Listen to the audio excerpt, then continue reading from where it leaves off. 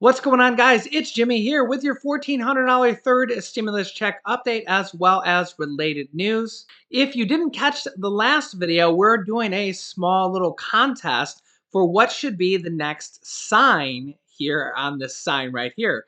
It can only be 8 letters per line, 3 lines. Let me know which you think should be on that sign next. The most common answer, or dare I say the best answer, will be the next sign probably in the next video. So let me know your thoughts on what should be in the sign down below in the comments.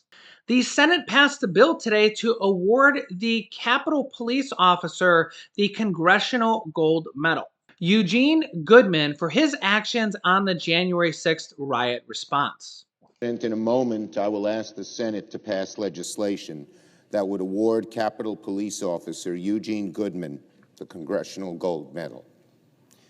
In the weeks after the attack on January the 6th, the world learned about the incredible bravery of Officer Goodman on that fateful day. Here in this trial, we saw a new video, powerful video, showing calmness under pressure, his courage in the line of duty, his foresight in the midst of chaos, and his willingness to make himself a target of the mob's rage so that others might reach safety. Officer Goodman is in the chamber tonight.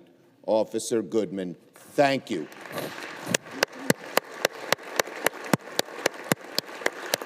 As former President Donald Trump's impeachment trial continues on, there's a shot that it could be done by the end of this week. Although former President Donald Trump is expected to be acquitted because they need 17 Republicans to vote for the acquittal, which is not expected to happen. In a preliminary vote, there was 5 Republicans or 6 Republicans that voted that the trial was even constitutional. So it is expected that former President Donald Trump will be acquitted, although many people are saying that it will ruin his shot at presidency for the Republican side in 2024. In fact, let me know your thoughts, especially if you are a Republican. Do you want former President Donald Trump to run for the Republican side? Do you want him to be the Republican candidate for presidency in 2024? And then furthermore, do you think he can win in 2024? Let me know your thoughts down below in the comments. Next up, let's go to the White House briefing room where we're going to speak with White House Press Secretary Jen Psaki on the third stimulus check. Earlier, we heard from her a little bit, but it was mostly from the Detroit mayor and the Miami mayor on the impact of the third stimulus check for their cities and for their constituents. They met with President Biden earlier today. Now we're going to go to the White House Press Secretary Jen Psaki with some important questions on the third stimulus check package. Finally, in our venture to get you all a week ahead, as detailed as possible, next week the President will continue his engagement with both parties and with people across the country about the need to pass the American Rescue Plan and get relief to working families and more vaccines into arms faster. He will also continue his outreach to our allies around the world as he restores American leadership and advances our foreign policy for the middle class. On Tuesday, he will travel to Milwaukee, Wisconsin, where he will participate in a CNN town hall and take questions from Americans about the issues they are facing every day, including the pandemic and the ensuing economic crisis. Later in the week, the President will convene meetings at the White House about the critical need to pass the American Rescue Plan to support workers in struggling communities. I expect we'll have some more details on those over the coming days. And as I announced yesterday, at the end of next week, the President will deliver remarks at a virtual event hosted by the Munich Security Conference. He will speak on the importance of our transatlantic ties and the need for the United States and Europe to take on global challenges together. With that, Zeke, kick us off. Thank you, Jen. The governor of Montana announced that he was lifting the state's mask mandate, saying enough vulnerable individuals had already been vaccinated. Has the president had any direct outreach to governors, Governor Jim Forte there, but others, about mask wearing and mask mandates, and why not, if he has not? I don't have any calls specifically with the governor of Montana to read out, so I can check and see if he's engaged with him directly. The president has been very clear about the impact of wearing masks. He's obviously put in place a federal mandate, as you've referenced, that will ensure that they need to be worn on planes, in certain public places as well, because it could save 50,000 lives. He is open to engaging with Democrats and Republicans, as you all know, governors, mayors, as he did just today, about any issues they have. But I don't have anything to read out on a conversation with the mayor, governor of Montana, I should say. And so if you're a citizen of Montana right now, your governor says you don't need to wear a mask, the president says wear a mask, what should they do?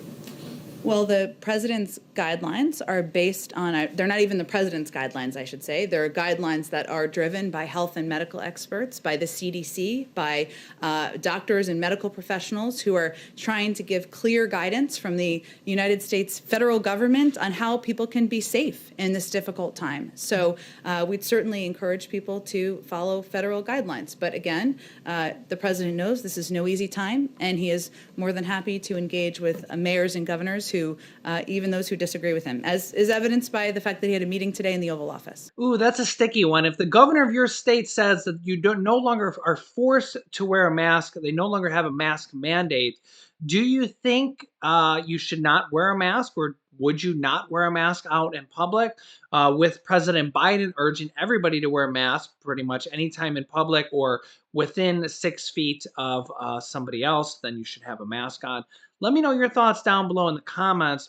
I personally think that if we all of a sudden all stop wearing masks, cases are going to start rising back up and deaths are going to start rising back up with these new variants coming in. I personally don't think it would be a bad idea. I mean, listen, I have asthma and I don't like wearing a mask either, but I wear it to protect my families. I have asthma, protect my 2-year-old son, my wife, and our parents who are all older than me. I'll just say that.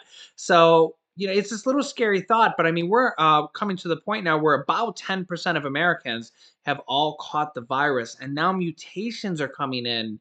So, yeah, looks like we're going to have the pandemic around for at least a little while. Let me know your thoughts in the comments.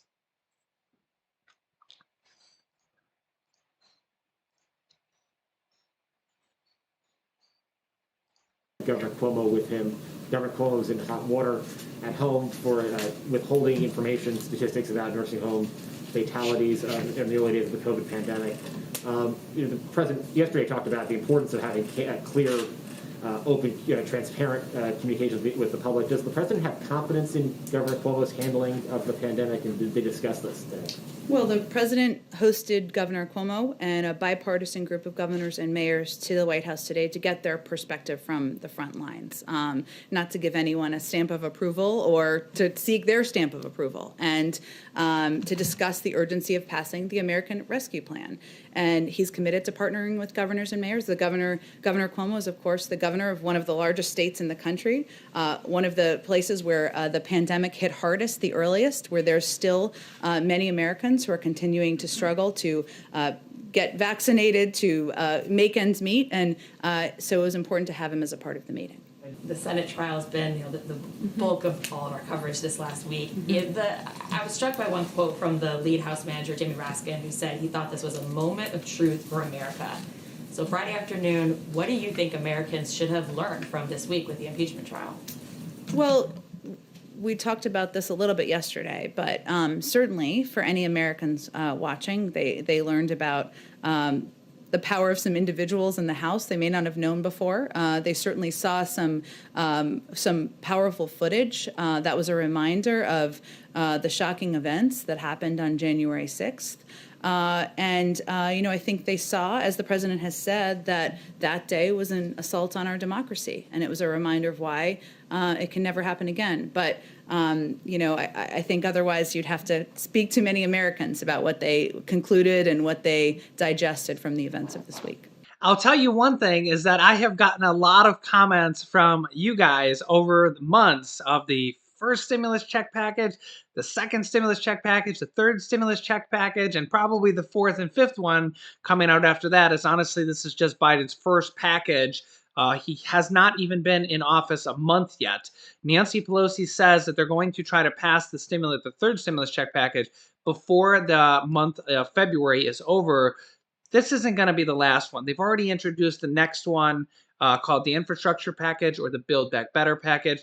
But I've gotten a lot of comments from you guys that said that you have learned a lot about how the Senate and the House and the presidency and passing these bills, passing any bills, work. And I gotta say, it's actually been pretty fun over the last several months to actually kind of go through this with you, go through the reconciliation process with you, how they draft the bill, how they pass it, how they amend things, how we see the push from Republicans and from Democrats, and how it actually becomes a bill, and how we see the push behind something like right now we're seeing a large push behind the student loan forgiveness of anywhere from $10,000 to $50,000 per person. And when you see somebody like Senate Majority Leader Chuck Schumer go out there, and we showed this a couple of times on the channel, literally hold a press conference saying that we need $50,000 in student loan forgiveness and the president should do it through executive order. You're like, wow, that's a VIP person literally saying that. So that really means that